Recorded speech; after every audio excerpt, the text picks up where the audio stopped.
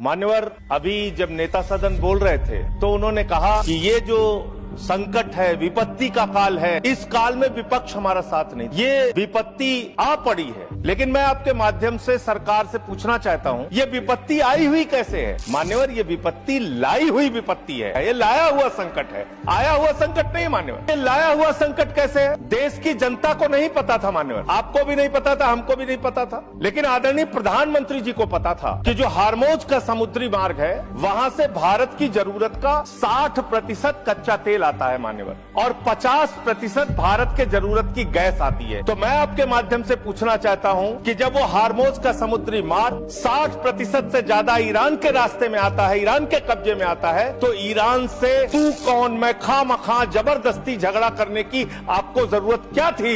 इसलिए आपने जानबूझकर देश को संकट में डाला है। ये संकट आया हुआ संकट नहीं है, ये लाया हुआ संकट है, और इस लाए हुए संकट के सबसे बड़े जो प्रायोजित किया है जिन्होंने संकट, उसका नाम है देश के प्रधानमंत्री आदरणीय नरेंद्र मोदी जी। मान्यवर, ये बात देश की जनता को पता होनी चाहिए। आपका परंपरागत मित्र है ईरान, और खुद प्रधानमंत्री ने माना है। प्रधानमंत्री जी जब गए थे ईरान की यात्रा में, उन्होंने कहा भारत और ईरान की दोस्ती इतिहास से भी पुरानी है।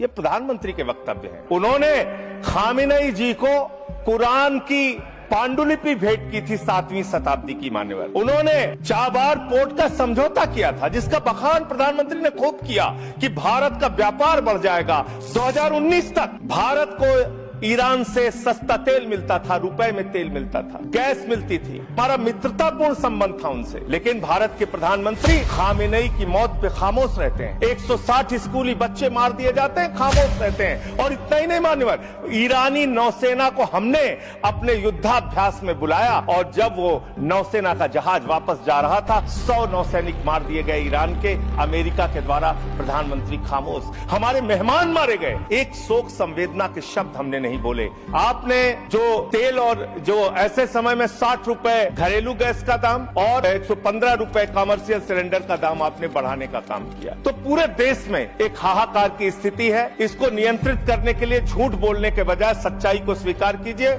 और आज जो कहा गया कि हार्मोज समुद्री मार्ग खुल गया है, गलत जानकारी सदन को नहीं देनी चाहिए।